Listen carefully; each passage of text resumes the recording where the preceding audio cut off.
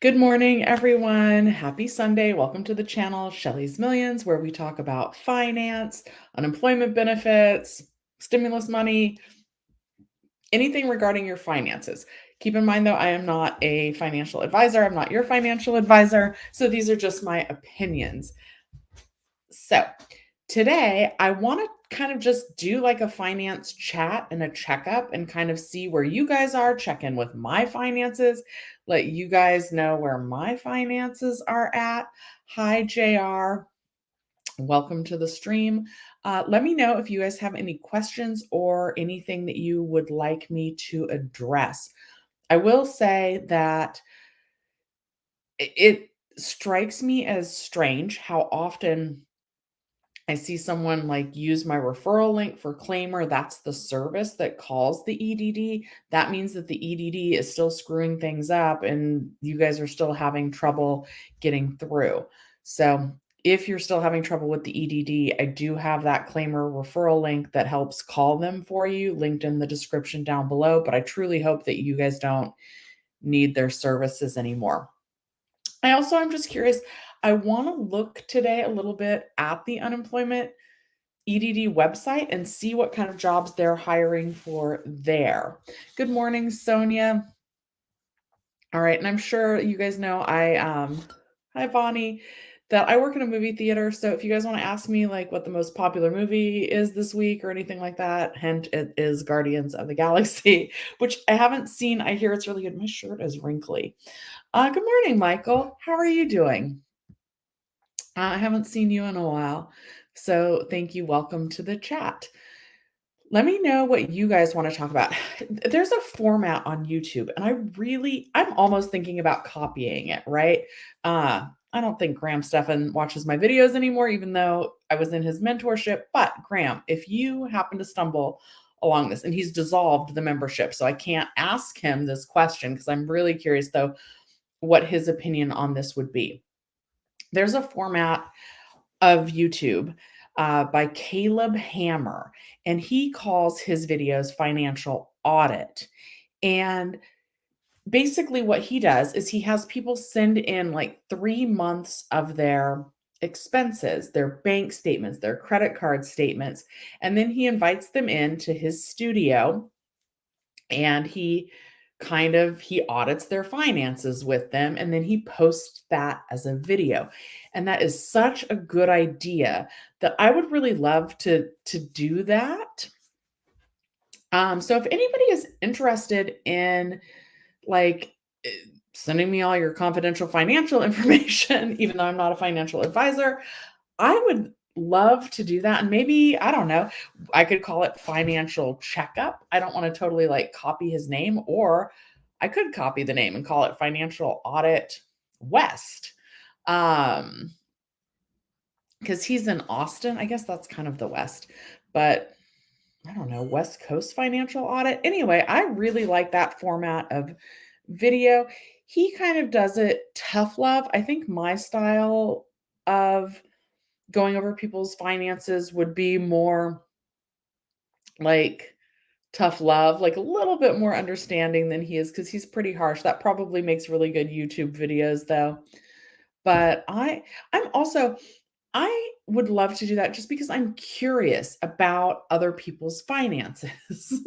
This is probably why I've been told like, oh Shelly, you should like go do people's taxes. And of course, I don't think you can discuss people's in finances. Like you can't come home and like be like, oh my God, this person owed this much money. There's probably like some non-disclosure thing if you're doing someone's taxes, but I think I would enjoy doing that. Like just kind of learning what other people do in terms of tax deductions, what their income is like, what their take home pay is like, how they're investing. If you help people prepare, guys, so sorry, I have to shoot one text to somebody. They're asking about movies. So give me 1 second. I'm so sorry. Let me know in the chat if you guys have any questions, finance related or otherwise. Okay. And I have a question for you guys. You guys can let me know this, even if you guys don't have a question. I am attending an adult's birthday party. Mom at John's birthday party, John Luis. Um, my friend is turning like 57, right? 56 or 57. What do you get? And he's more like an acquaintance now. We used to be really good friends. Now I'm better friends with his girlfriend. Like she's just better at keeping in touch. What do you get a grown adult for their birthday? Is a card with like 20 bucks in it? Is that enough? Do I have to actually like get a gift card? If I do I just do it to like Target? What do adults do? I get them like a nice bottle of wine, like a $20 bottle of wine? What do adults get other adults for their birthdays? Where's my loving presence enough?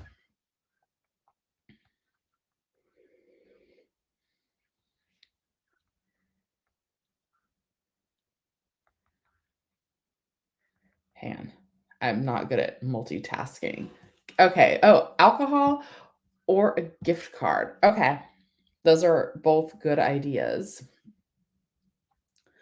Maybe maybe like a $10 bottle of wine and a $20 gift card. Oh no. Oh no, Vanessa. Okay, hang on. Hang on, Vanessa. Oh, we will get to your question next. I'm answering a work text message. So give me 1 second.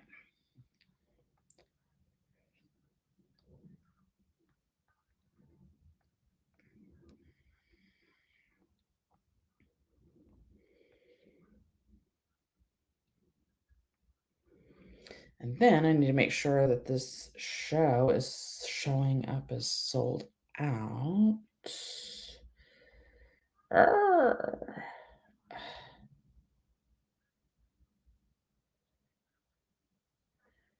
Dang it, dang it. It does, but only after you push it. Ugh, it's so frustrating. Okay. All right. Hi, Joy, Joey. Good morning. Okay. We got to do Vanessa's question. Vanessa's question is that her friend's car was totaled after paying it off 2 months ago. What does he do? Refinance again? It's a never ending cycle. Okay, so I've got a lot of questions, right? And that's heartbreaking, right? So number one, I'm so sorry. That's truly just you have to try and be optimistic and find the good, and I'm gonna cry thinking about this, like, I'm so sensitive to everybody's problem. Yeah, Sonia's saying that she's sorry for your friend. Alex is saying that she's sorry for your friend and that, yeah, it's so no, no, no. Okay, but Alex, we're not doing another seven-year loan for a used car. This is really what I'm gonna recommend, right? Um First of all, I'm glad your friend's okay. That I'm hoping that your friend is okay. That's thing number 1. Number 2, will their insurance cover any of it? Usually insurance will give you something even if you're at fault depending on the kind of insurance that you have. So, yeah, then that's what Alex is saying also. You can get a big check from insurance. If it's a newer car, you should be able to get replacement fairly easy, but the car might be a little older. Yeah. So number 1, we are hoping that your friend is okay, right? And if they are, we're going to consider that a blessing, right? Because we have to look for the good in everything, even when that's really hard. And it is heartbreaking, right? Like I'm about to cry thinking about it, right? That's a really rough position to be in. But also let's be thankful that they were in a position to get that car paid off. Then you want to look ahead. Will insurance give them anything? Also, is the car truly totaled, right? Because a lot of times you'll take a car to like I don't know, the company comes and gets it and they take it and they call it a total loss, meaning that they're going to total the vehicle. They're telling you that the vehicle is worth more to repair than it's worth. But sometimes even when they say that, you can get something called a salvaged title. So my mom, her truck it's a 1997 truck, maybe 96 or 98. Anyway, her truck is older and it was considered totaled, and she was able to actually get it back from, like, wherever the tow truck took it, and it has a salvaged title. All that was really wrong, the bumper was pretty bad, or the back of the truck bed. My mom went to a junkyard, she got the truck bed. I gotta find a picture of my mom's truck for you guys. It looks terrible because what she did is she went to the junkyard and she got the truck bed from the junkyard, had the auto body place put on the new truck bed, and it cost about $500. So is it truly, truly um eh, totaled, or does it just look bad? Is it drivable, but there's a lot of damage? Because let me tell you, I would if the car just looks bad and they're saying, yeah, isn't salvage title not even worth owning though? So, I mean, it depends because my mom got her salvage title. That's what the insurance company are saying. And it would be hard to sell a car if it has a salvage title. But if you're like my mom and you're just running errands to and from the grocery store, you've been maintaining your car, right? Because that is important, maintaining your car to keep them running. So you know that like the engine's good, you know that the transmission's good, you know that you've been keeping up on your oil changes and things like that that keep those things running smoothly. If you've been doing that,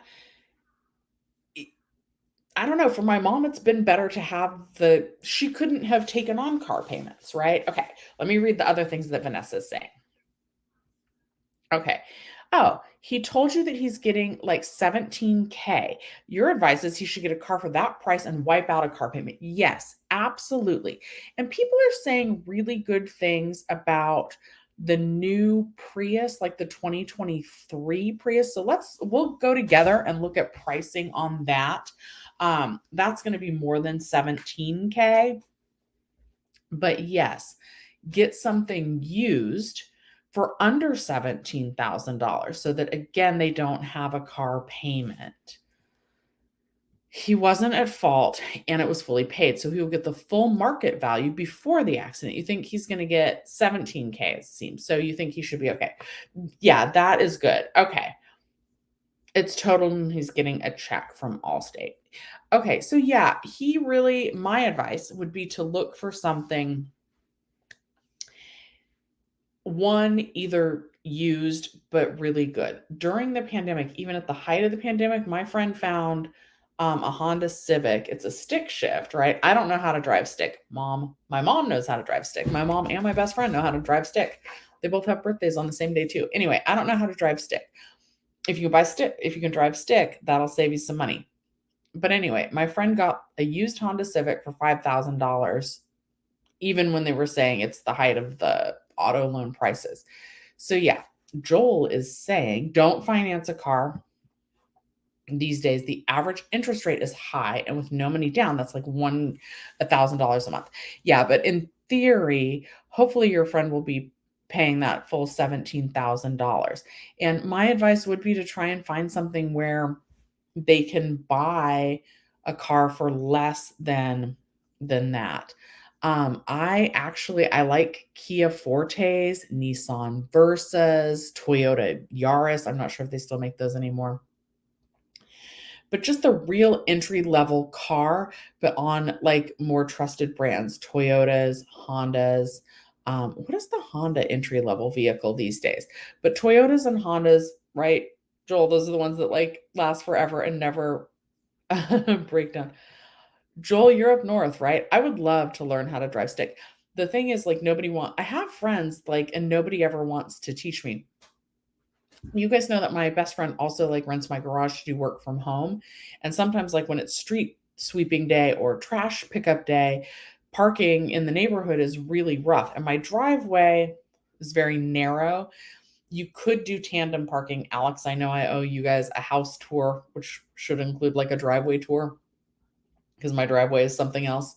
But my friend can't figure out how to get in the driveway, and I'm sure I could, but I don't know how to drive stick, so I don't know how to like get in the driveway. So, and like the timing just never works out where they're home and have the patience to like deal with teaching me how to drive stick.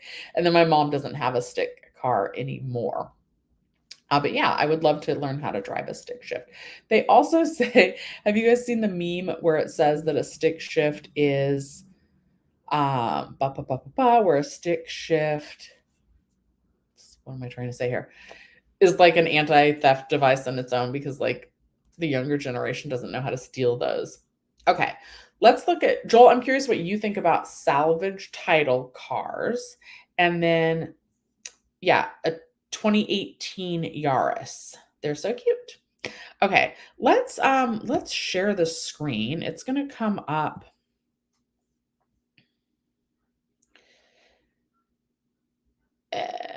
Whatever. It's gonna come up on my channel information for a second. Okay, and then let's look at best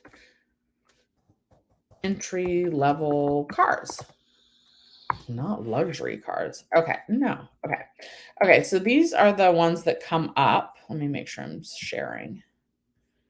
A Hyundai Elantra, a Volkswagen Jetta. I don't recommend a Volkswagen Jetta. A Mazda 3.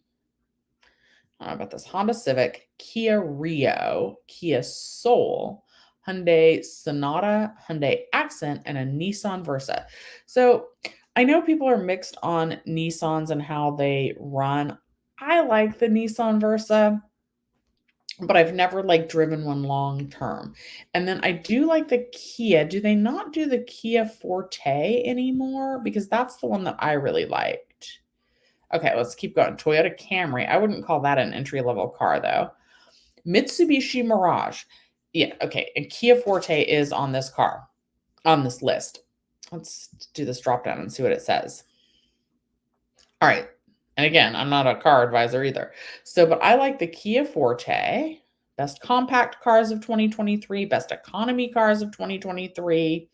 So let's just see. We're going to open a new tab, I think. Kia Forte. All right. Let's go to Kelly Blue Book. We're going to share this tab instead. Kelly Blue Book. This is a good starting place, is the Kelly Blue Book, okay? Now we're going to go to price, new and used, year. We will go brand new, but let's do 2023. We're not going to do Kia Forte. Maybe see. Okay, Forte. And let's do that. That's Pasadena's zip code. See pricing. Why do they hide the pricing? No thanks. Oh my goodness. Are we still sharing? I don't know. Lowest price. We're going to go with lowest price. They never have the lowest price one on the lot. Oh my goodness. All right. We're going to go through this whole process. Clear white, sure. We're not going to, no. Clear white, gravy metallic. Who cares? Interior. That seems good. Okay, whatever. We'll do gray because I believe that gray needs washed less.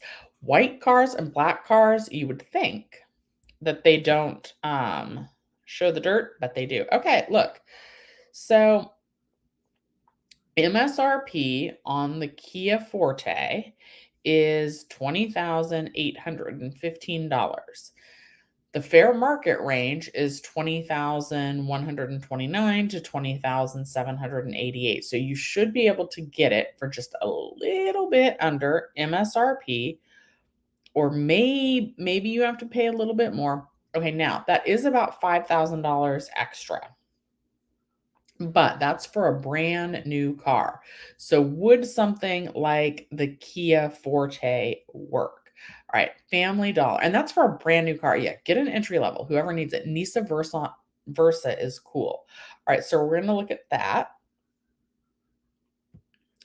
Okay, lots again. Okay, a Yaris is good. How much is an older 2019? $17K can cover that. you think. Yeah, for sure. 17K could cover that. Then there's these things called a loss leader, LOSS. I'm not sure if I'm enunciating good for the internet, but a loss leader. So there used to be like these papers called like the Recycler or in the newspaper, and sometimes you're driving down the freeway and you drive past an auto dealership and it's like Kia Forte, $9,999. Now it's probably not that cheap anymore, but usually they have one and they try and like hide it. Anyway, maybe look into that. Also, could your friend temporarily carpool with somebody until they've saved up the difference so that they're not getting into a car payment again? Let's just go back to the best entry level cars. And okay, you guys, I had a Mitsubishi Mirage. I had a 1997 Mitsubishi Mirage. And let me just tell you guys that this car lasted over 300,000 miles. So I drove that car into the ground. I don't know how they are these days. I have heard that I was really lucky that a Mitsubishi Mirage drove for that long. But I personally had a really good experience with the Mitsubishi Mirage. I loved that car. I will try and post a screenshot on the community tab afterwards of my odometer when it went past 300,000 miles. And I drove that car I had a 1997 gold Mitsubishi Mirage, and I drove that thing from 1997 when I bought it brand new. Well, my mom helped me. That's a long story. And then she didn't help me. Long story, because I had totaled a Chevy Cavalier before. Anyway, whatever. Long story. Um, so I bought the car in 1997 and drove it until 2013 when I bought the car that I'm in now. And I also cannot believe that my car, I've named it Jason, because I bought it on Friday, September 13th. So Friday the 13th. So my car is named Jason. And I can't believe my car is 10 years old. It doesn't drive like it's 10 years old. It drives like it's brand new. Okay. Anyway, good experience with Mitsubishi Mirage myself. Joel, you should tell us if any of these are just duds. Okay, best entry level cars. So I like the Kia Forte. I had a good experience with a Mitsubishi Mirage. Okay, let's look at the Toyota Yaris, because Toyotas are always good cars that I'm aware of. Oh, this is 23 of the cheapest cars ever released. Are we still sharing this? Cheap cars will be famous for budget-friendly price ranges. The cheap materials, low power, and bland looks usually pair well with gas mileage and insurance costs. That being said, we've updated this list to include some more of the cheapest cars. All right, let's just go through this list. When was this published, though? Is this still current? It's from a year ago. All right. A Ford Maverick for $19,995. I am not looking. I don't know a lot about cars, so I don't know if these are still on the market. Like, I'm not sure if they're currently being made. Hyundai Venue for $19,935. I've never heard of that. Chevrolet Sonic. I do not love the way that looks. That looks very old. Okay. A Scion IQ. Those are cute too. 16,688. A Kia Rio for 16,100. It's the and this article was written in March of 2022, and this says, according to the US News, has rated the Kia Rio S number 2 for subcompact cars with 4-cylinder engine and 130 horsepower and has no issues climbing up hills. The Kia Rio helps save on fuel costs in addition to 28 miles per gallon in the city and 37 miles per gallon on the highway. This car comes with four-wheel brakes, a 60/40, I don't know what any of this means, Apple CarPlay, and power windows. Interior's roomy. Okay. A Fiat. Now this is very small, but 15,985. I used to really want one of those. I'm not sure I do any longer. There's the little Mitsubishi Mirage, 15,595. Mitsubishi Motors is so confident that the Mirage G4 ES that they have given it a 10-year, 100,000-mile power terrain limited warranty, a 7-year, 100,000-mile anti-corrosion performance limited warranty, a 5-year, 60,000-mile warranty on the restraint system, 5 years unlimited miles roadside assistance. So this is interesting. I'm just going to comment really quick on roadside assistance. Most of the time, oh, good, there's an ad playing. Let me close that. Most of the time, your standard insurance that you're paying for anyway. Yeah, but mom, on the Kia, that's only the older model. The Kia's having this trouble where there was like a TikTok that said like, oh, they're easy to break into. And I guess it showed people how, but those are the older models that has been fixed now. So that shouldn't be an issue anymore. Okay.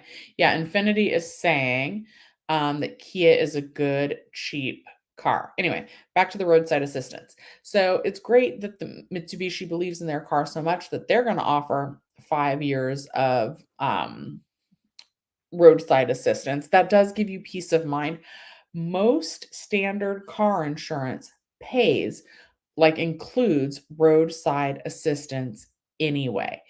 Ooh, this is, oh, guys, for the 10 of you watching, you better like this video because I'm going to drop some, one of my favorite money saving tips. Okay. Usually call your insurance and find out. Like usually you don't need to add like AAA to get roadside assistance. Normally roadside assistance is included for free with whoever your insurance is. If it's Geico, if it's Allstate, if it's State Farm, if it's Farmers, if it's the General, if it's whoever your insurance company is, usually they will include free roadside assistance, aka towing, aka if you run out of gas on the freeway, they will bring you a gallon of gas. That kind of thing. If you get a flat tire. Now, sometimes they'll only tow you within like 3 to 5 miles, but that's where most people actually break down. So, usually the towing is limited. Hi, Mary. Oh, interesting. Okay. Joey. Well, we'll look at that in a second. Okay, so um if you're with usually you get up to 3 roadside assistance calls included with your insurance per year. So, let's say that you are on the freeway and you run over something and you get a flat tire. You pull to the side, you call your insurance, and they send you somebody to help you with that flat tire. They're going to either tow you to your closest auto center or somewhere where you're aware, like a mechanic that you trust in the area. Sometimes you're just going to have to Google like the closest place, and that's where you're going to have to drop it off. But if you're with your friend and for whatever reason your friend does not have the insurance, like the roadside assistance coverage, but you still have some left on yours. Oh, this also works if your car dies and you need to get a jump start. So if you run out of gas, they'll bring you like a gallon of gas. If you get a flat tire, they'll tow you or help put on your spare. If you need a jump start, or if your car just breaks down on the side of the road, they will come in and tow you. So usually though, it's not very many miles, like 3 to 5 miles. So make sure that you're having it towed somewhere close. But if you're with a friend and they're in their car and it breaks down and they're like, oh my God, I don't have insurance or whatever. If you call your insurance and you maybe you were driving your friend's car, right? Don't lie to the insurance. But maybe you and your friend were out for brunch and you had some cocktails and they had too many to drive, but you didn't. It usually covers the driver of the vehicle. So, if one of your coworkers' cars doesn't start in the parking lot, maybe that day, like they were just really tired on the way to work, and so you drove their car that day to work, or maybe they let you borrow their car for an errand, and or you were about to borrow their car for an errand, and it wouldn't start and you have roadside assistance available still, as long as you're usually, check with your own insurance. Usually, as long as you're a driver, like it covers that. I've had a lot of people tell me that that they have insurance through their insurance carrier, but they still want to get AAA. I think a lot of people kind of have double coverage. So I don't recommend that. Okay. All right. Okay. Cars to avoid. Used luxury cars, unless it's an Acura or Lexus, then run away. So, like, no BMWs. Joel, how do you feel about Volkswagens? I've never, like, the Volkswagen Jetta is on this list of affordable cars, but I've never thought that those were very good deals. Okay. Let's see what else is on. Also, let's go to Kelly Blue Book and then type in Mitsubishi. Oh, no, I'm silly because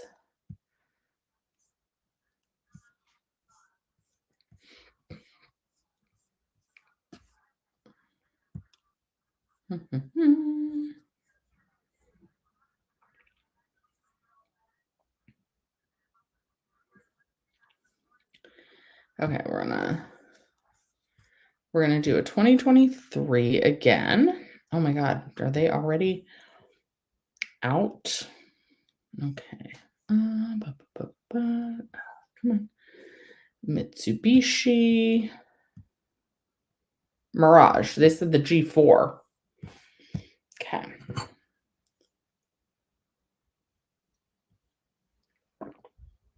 It's got a wheezy engine, people say. All right.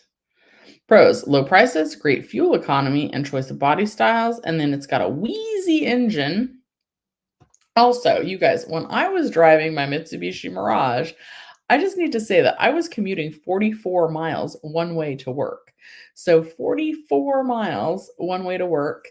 And that thing was super comfortable. Also, like, however they design automobile seats, like, why can't office chairs be like that? Why can't, um, mostly office chairs, like, why can't chairs that we're going to be sitting in long term be as comfortable as the car we're driving in, the car seat that we're driving in? You guys know what I mean. Okay. And then Joel says for Volkswagens, they don't last very long unless you're willing to maintain it past the warranty. It's expensive. Yeah, and those are German made cars. You like, even for routine things, you can't always take them to like just any mechanic, or at least that's what I've heard. Maybe that's a myth. Okay. So let's see what the pricing is. And yeah, I know that this is like a real compact body, but you know what? The smaller the car is, usually the better it is on gas. Oh, Lord, I don't care. Do they still have a gold one? No, but they have, what is infrared metallic? Okay, whatever. Let's choose this one. I don't know. Oh, interior color. Let's go with dark gray because I feel like that gets dirty less. Okay. See fair purchase price. Okay, look, your friend could probably get a 2023 Mitsubishi Mirage for about $17,000. So, I mean, here's my opinion on cars, truthfully. A car, you just need it to get from point A to point B. You don't necessarily need something fancy, right? You don't need it to attract a girl. If your car is what's attracting like a date, that's not correct for you. Your friend's eyeing a 2014 Lexus 17K, and it's an IS 200T, he says. I guess if he wants to upgrade, even if that car is older. Yeah, how many miles is on that car? That's going to be another. Okay, we're going to give tips on buying a used car that I would ask, right? Um, and I think if you're going to a dealership, you can get like the car facts on it. Car FAX, even though it's like car facts, FACTS. Um, but get the Carfax maybe on that. But the question is, if you're buying from an individual, like let's say that you went on Craigslist or you went on Facebook Marketplace, be careful with that. My mom almost got scammed. She almost believed a story about how somebody, like they were selling this truck for crazy cheap. They had a story about how they were in the armed forces and they got called to do duty overseas and they just needed to get the car sold quickly. So don't fall for scams like that. If the price is lower than the Kelly Blue Book price, you guys got to figure out why. And if it's crazy lower, it's probably, if it sounds too good to be true, it probably is. But you want to ask if it's the person like selling it, you found it on Craigslist or what have you, how many owners owned that car? Was it one owner? Usually, if it's one owner that owned the car for 9 years, they've loved that car. They've taken really good care of that car. And that car's their baby, like my car that's 10 years old. Like I diligently take it in, I diligently get its maintenance because I want to be careful. Siegel says if a guy tries to impress a girl with a car, then he's compensating for something. Yep, LOL. Yeah. Okay, so find out how many past owners though the car has had. The fewer owners, the better. Like if for some reason the car's had like 3 or 4 owners already in 9 years, then that's not great. Because why are so many people turning over the car? Now, maybe you're gonna be its 3rd owner, maybe the first person took it out on a lease, maybe Hi, Eves. Aw. Today's Mother's Day? I thought Mother's Day is next week. Am I okay? But yes, happy Mother's Day anyway. The reason why I got confused about that, and thank you, Eves, for saying happy Mother's Day to my mom. Happy Mother's Day to all the mothers out there. I will probably be going live next Sunday, which is Mother's Day. Also, at my job, I think we've got a couple moms. So, since I'm not a mom, even though I love my mom, I might get stuck at work covering for the gentlemen who are taking it off to celebrate their wives who are also mothers. So we'll see. Um, but as far as I know, I'm streaming, and then my plan will be to go hang out with my mom. Anyway, the reason why that tripped me up is because that text that I was answering about work earlier also said, my kids are taking me out for Mother's Day. And I was like, wait, is Mother's Day today? Okay, anyway, things to ask when you're buying a used car. How many previous owners did it have? Ask them, if you're just buying it from the individual, ask them if it's been in any accidents. They should probably disclose that. Something my mom taught me, and it's all available online now, is ask them for the maintenance records. Ask them to show you how often they were taking it to get its oil changes. How often did they rotate the tires? How often did they do all of the maintenance things on those cars? So, how many previous owners and did they keep up on the maintenance, right? I think I keep all of my physical papers. Oh, by the way, Joel, I was just told that I need new struts.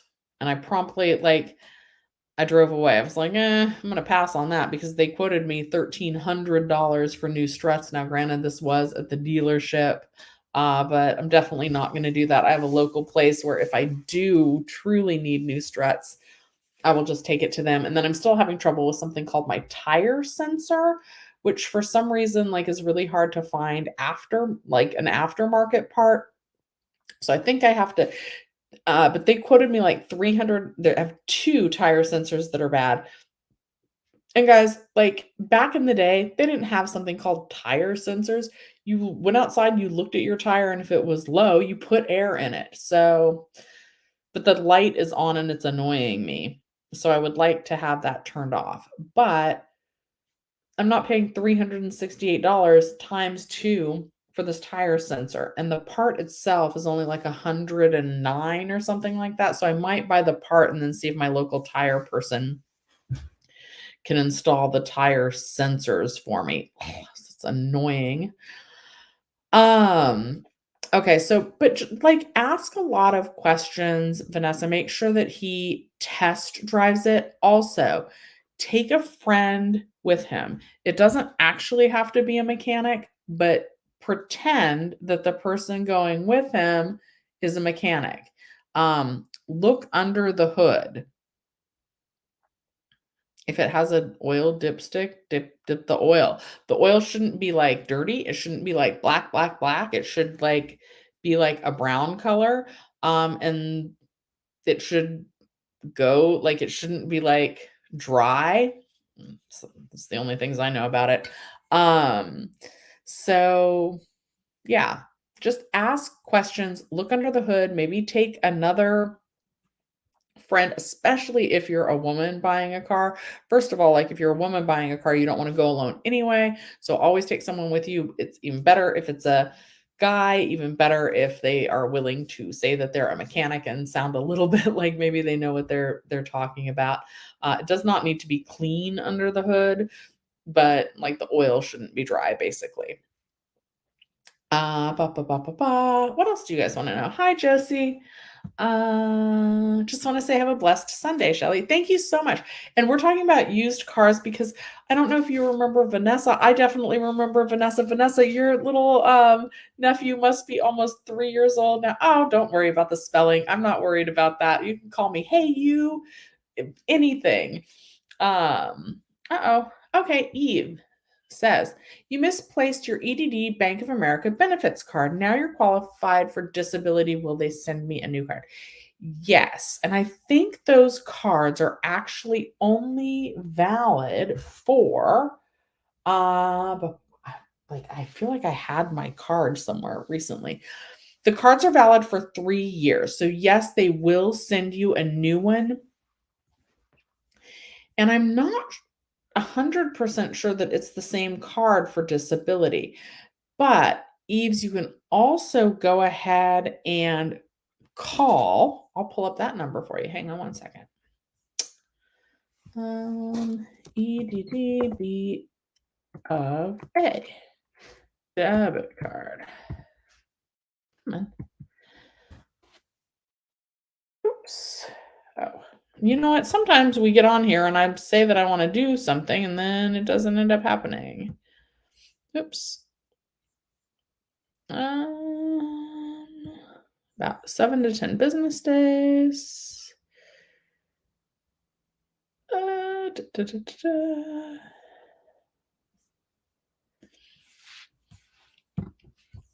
Let's go to the FAQ. If your card has expired and you do not have any activity on the card within the last 90 days, contact the Bank of America debit card customer service. Yeah, we're going to leave the website. That's fine.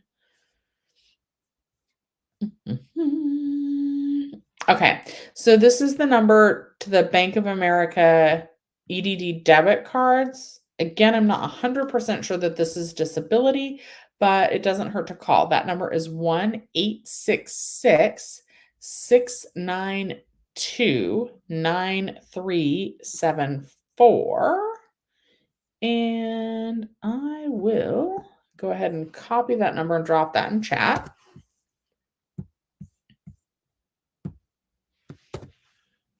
But I think the cards are only valid for 3 years, and since that pandemic was back in 2020, it should be almost expired by this point in time anyway. But if not, I did just drop the Bank of America EDD debit card number in chat. That number is 1-866-692-9374. Okay. So, yes, and Vanessa, it sounds like even though you're worried about your friend, it sounds like they're okay. It sounds like they're going to, it sounds like they already have their eye on something. It's heartbreaking though, right? And I love that you're a compassionate friend who is concerned about your friend replacing their car. I would love with also, oh my God, negotiate on that used car. Negotiate on the used car pricing. Please don't pay whatever they're asking. Like, I'm talking like ask if they can lower $5,000 off of it. Go go look at Kelly Blue Book. Okay, Vanessa, we're going to do this together for you actually. Okay, we're going back to the Kelly Blue Book. I'm going to share this tab instead. And we are going to type in a Lexus 2014 IS200T. Okay, we're going to price this car 2014 Lexus. So always start with Kelly Blue Book. You're not, it just doesn't, it's a good starting place. You said IS. Okay, I don't even know what that is, but okay. 2014 Lexus IS. Okay, pros. Opting for the most visually appealing vehicle in a particular segment can sometimes mean settling for less when it comes to long-term reliability and value. Not so with the 2014 Lexus IS, as it blends eye-catching style and luxurious interior treatments with one of the most enjoyable ownership experiences in the industry. It is a car that you're going to sit to go to work to take you to pay for the payments of the car. It's luxurious. All right. All right. Cons. Though we applauded Lexus for pushing the limits of exterior design with the 2014 IS, some might find the front end styling a bit over the top. If engaging driving dynamics are of the utmost importance, the BMW 3 Series or the new Cadillac ATS deserve a spot on the short list. Okay. I don't know. Okay. Fuel economy, bad on this Lexus. 18 to 24 combined miles per gallon. That is not great. I don't love that. Also, luxury cars. Also, before he buys it, tell him to ask about the insurance price. Okay. I don't know. We're going to go with sedan. Don't get a convertible either. Okay. Let me go back. Okay. An IS 200T, IS 250, 250. Okay, let's try that one. I don't know. Okay, I have no idea. Let's say it's gray.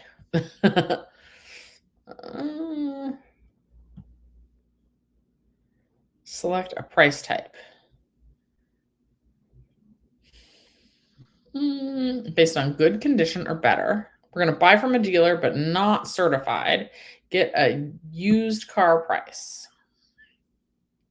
17,048 to 19,500. So that's coming in a little bit lower. So why is that? Okay. Okay, that's from a dealer. So maybe he's getting it from a private party because private parties are normally, or maybe that's the price that he negotiated. Okay, hold on. Buy from a private party. I bet that's going to be less money. Let's say it's good. Good is defined. That's 54%. So that the majority of cars are good. Has some repairable cosmetics defects and is free of major mechanical problems. So we will choose this. 14,000 to 17,153. And the mid range when buying from a private party is 16,071. The mileage that they're estimating is 108,000 miles, 108,000 miles. So, See see if they'll come down to 16,500, see if they'll come down to 16,000, unless the mileage is a lot less than 108,000, okay? So negotiate on those used car prices as well. Okay. Vanessa says, used cars only if it's low mileage. He didn't tell me, but perhaps he will when he texts you back. Okay. Joey says, I believe there are websites you can purchase Carfax from to get a history. Yes. Thank you so much, everybody, for stopping by. I don't say that enough. I really appreciate all of you guys, and I really love trying to help you guys figure this out. Vanessa, I love that you're concerned about your friend. Negotiate and try to get it for 16,000. Yeah. Oh, okay. And then Eve, we did yours on that EDD card. Eve, of course. I'm so happy to do that. I love when you guys ask for directions on how to, whatever you guys need financially. Even though I'm not a financial advisor, we can certainly look up together. You guys can see my process of looking up the numbers and everything and make sure I point you in the right direction. And you think that's the same car Andrew has. Andrew is not in the chat today. Maybe Andrew wants to sell his because we know Andrew is taking good care of his. Okay, Sonia says, do I know of a program if you are working for a nonprofit and have a student loan, you can get your loan forgiven? Let's put a pin in that because I do think something like that exists. So, but I think we'll look it up in a second because I don't want to comment for sure without knowing. Okay. Vanessa says the dealer at 121K miles for the car. It's a little high mileage, but it's reliable. 17K negotiated price based on what he's telling me. It's a Toyota dealership. So that sounds about right, honestly. Yep, 10K. It's not that much higher. It's not like suspiciously higher. They drove it. That's PS, just for reference, my car is a 2013, so my car's a little bit older. I drove it for 1 year with Uber back in sorry, my car's a 2013. And in 2014, I drove it for a little bit for Uber, and my car currently has 116,000 miles on it. So it's a little high, but not too high. I had a really short commute, even, and then like my industry was shut down for the whole year during the pandemic. So that's not crazy high mileage. And that looks actually a little bit cheaper than what the dealer is asking. Yeah. So I would maybe see if he could get it $500 cheaper, but at least it sounds like he's not getting ripped off or anything like that. I don't love the low mileage. Make sure that he knows, just say, hey, like if he was driving a similar car to a 2014 Lexus in the past, yeah, that is good as well. It's always nice to have a short commute. Right now, my commute is long. Albert, we're doing good. We're talking about used cars and used car pricing. I'm gonna look up working at a nonprofit and getting your student loans forgiven, if that's a thing, which I think it might be. And thank you for checking in. Yeah, so again, sounds like it's a fair price, especially from the dealer. Maybe a little high on mileage, but nothing like suspicious or crazy alarming or anything like that. All right, Sonia, let's look at your question. Student loan forgiveness nonprofit. Okay. Oh, yeah. Okay. And this definitely came up. Okay. Ugh. Okay. Let's see. Okay. So this is referred to as, I am remembering some of this. Okay. So we're switching gears here. Yes, that might have been an auto pun. Okay. It's called the PSLF, Public Service Loan Forgiveness. And here is what it says. And this is from the official studentaid.gov website.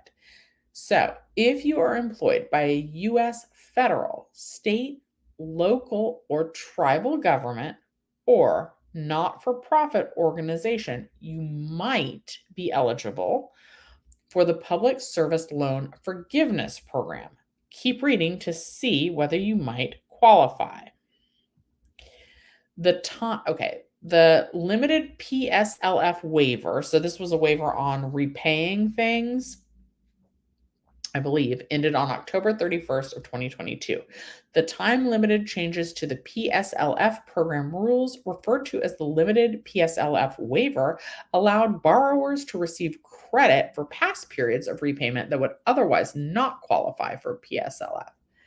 While the U.S. Department of Education, sorry, my eye was itching, is working to process PSLF forms and update accounts with credit under the limited PSLF waiver, we are also working to apply changes previously announced in April of 2022 as part of the one-time account adjustment. These changes mean that borrowers with federally managed loans may still see an increase in their payment counts towards income-driven repayment and PSLF forgiveness. Okay.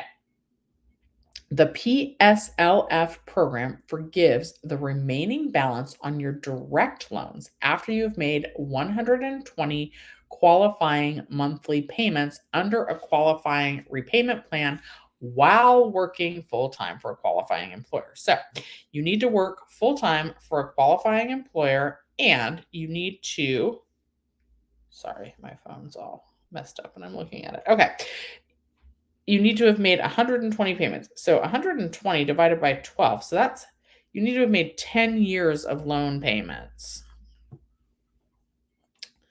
before they will consider forgiving it, which I thought they were looking at doing for everybody, regardless of whether they worked for a nonprofit or not. But okay, how to apply for PSLF, use the PSLF help tool for all of the following. Check to see if your employer qualifies, certify your employment each year, apply for forgiveness once you've met all the requirements, and generate your PSLF form for signing and submitting to the PSLF servicer.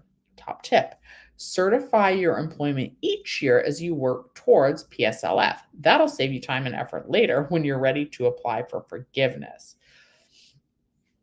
So it does, okay, to qualify, so I'm skipping the resources. Let me know if you'd like me to drop this in the chat, but it's studentaid.gov is where I found this. It came up as soon as I Googled student loan forgiveness nonprofit. That's what I Googled. Let me make sure I'm sharing the right page. Yes, I am. Okay. Albert, we'll get to yours too.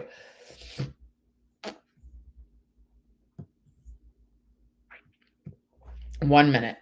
Okay, so I'm just going to read the qualifications and okay. And maybe this, we'll read the rest of this. Qualifying for PSLF. To qualify for PSLF, you must be employed by a U.S. federal, state, local, or tribal government or not-for-profit organization. Federal service includes U.S. military service. Work full-time for that agency. Let's click that. What is that? Full-time, you're generally considered to work full-time if you meet your employer's definition of full-time work or work at least 30 hours per week, whichever is greater. So if your employer counts 40 hours a week, they are allowed to have it be greater. Okay. Oops. Uh-oh. Shoot. Oh, no. Ah. Oh, no. Did I lose the page? I did. Hold on. Sorry. Okay. Qualifying. Oops. Okay. Work full-time for that agency. Have direct loans or consolidate other federal student loans into a direct loan. Repay your loans under an income-driven repayment plan and have made 120 qualifying payments. So basically, if you're working for one of those state, local, federal agencies after 10 years of payments and after 10 years of working full time for a qualifying agency, then you could potentially have your student loans forgiven. Okay.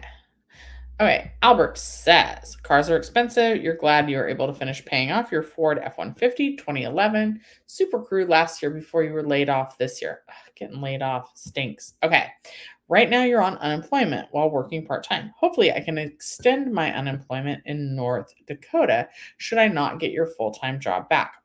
So while you're working and reducing your pay, it reduces the amount that you receive from your unemployment benefits because work is offsetting that. So in any state, even with offsetting getting the full benefit amount by working part-time, the longest it would cover, the longest period it would cover would be a full year. And that's only if the payments are not the full amount because of the working part time.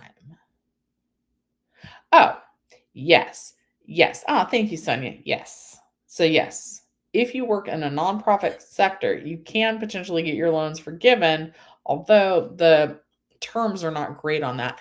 And when in general they were looking at student loan forgiveness, this program definitely was talked about and they were going to try and like make it so that more people qualified and in less time and all of that. Because I want to say that like there's other industries. We'll have to dive deeper because we're already at the hour mark and I have to go to my friend's birthday that I don't know. He's probably getting $20 in a card. Maybe he's just getting $20. I don't really know. I don't have a card. We'll see. Alex says, I would get that Lexus, their entry level model, and even then, you can't afford that 2014 model. Me either. Hi, Ben. How are you? Okay, Money Manifesting Sounds says, you started a successful business by going exempt for 2.5 years. Now you'll deal with the IRS. Taxes are holding Californians down. They really are. And my goodness, don't get me started on that. But yeah, our taxes are crazy. Okay. Albert says, you would not buy a vehicle right now. Well, so we had Vanessa, who's one of my really long time subscribers. I like haven't met her, but I like practically consider her a friend. She had a friend and they totaled their car, so they have to buy a new one. So unfortunately, they're kind of they're between a rock and a hard spot. Yeah. Okay. Ben says cars are overrated. You got an e-bike and you use that more than your car now. You only use your car for longer distances. Yeah, those are supposed to be pretty cool. All right. Sonia says, thank you. You have a friend was selling cars and he had to find another job. No cars are selling. Oh, that's interesting. Okay. And Albert says, you bet he had to find another job because it could be that his dealerships are not making enough money. Customers are slowly buying vehicles. They're buying vehicles more slowly than before the pandemic. Everything seems to be happening more slowly. Okay. And Sonia, oh, thank you for the referral from Thompson Heating and Plumbing. They were able to point you in the right direction for a really good licensed and heating AC company. You're so welcome, Sonia, and I'm always glad to hear that. It really makes me happy. There are times when I'm like, should I still go live? Am I doing good work? Am I talking about things that people care about? But whenever I'm able to help anybody with anything, like it renews my faith in the YouTube platform. And I am passionate about it. I haven't had the time to make videos the way I wanted to. And I have a lot of things filmed that I just need to get around to doing. But it really makes me happy if I can help even one person get a better deal or think about something that they haven't, then I really, I love that. Okay. Ba, ba, ba, ba. Alex, enjoy your in and out. Sonia says he was not selling anything for cars. 6960 is the quote. I'm guessing way better than 16. Yeah. Okay. So saved you $9,000. Hopefully the people that Thompson recommended are good. Since I haven't used anybody but Thompson, I can't speak to that. but I can speak to the fact that I'm happy that they were able to point you to somebody that works in your area that does that's giving you a better estimate. That makes me very happy. Thank you, thank you, thank you, Sonia. Okay. Albert says, is planning to switch from system administrator role to become a data scientist. That turns raw and unreadable data to the data that makes sense to future stakeholders. I love that. Also, that sounds like a fun job. Like, can I, like, just because I love money, right? So I love breaking everything down. Also, I don't know about how these lenders are making these decisions. Anyway, this stream has dropped down to 4. We are at the hour mark. It was lovely talking to you guys. Vanessa, I am glad that your friend is safe and okay. Alex, I know I owe you a house tour and a driveway tour now after I talked about my steep, weird driveway. I don't know when I'm going to have time to film videos and edit videos and post videos. So for now, we've just got the lives. But come with your questions. I am happy to help you in any way that I can, but keep in mind it is just my opinion. All right, you guys. Look up the average salary. Okay, what kind of schooling and background do you need for a data scientist? Because honestly, that sounds like a fun job. I would love to break down things so that stakeholders can understand them because it seems like I do that for fun anyway. So, yeah. Don't you just put the numbers into a computer and the computer generates them? Couldn't AI do that? AI, ugh. I am worried about all the jobs that they're going to take. But again, that is another subject. Okay. Any STEM or computer IT related majors in a former college setting, which you have. That is excellent, Albert. I am really proud of you for that. That was a wise decision, something that I wish I would have focused on more. I don't have a computer background, and sometimes I struggle with computers. I started to take some C++ programming, but I did not get very far in it. All right. Albert, good luck switching your career path. I know you're going to be successful no matter what you do. And you're in North Dakota, did you say? So your cost of living is not very high. I bet you could do like remote work and you're going to make a killing there. Okay. Um, AI can only do so much, but cannot discern ethics or truth from fictions in the data. Albert, you might need to look more into this job, and I would love to talk more with you about that. I go live every Sunday at 11 a.m. Your rent is 695. That is a good deal. Yeah. And you haven't used your vehicle much. Yeah, Albert, this is amazing. All right, you guys. I'm going to head out today. I should be back next Sunday unless I'm working. And if I'm not able to, I believe I'm able to stream, but if for whatever reason I'm not, happy Mother's Day. And yeah. Okay. See you guys next Sunday at 11 a.m. Thanks so much for watching. Shelly's Millions. I'll see you next time.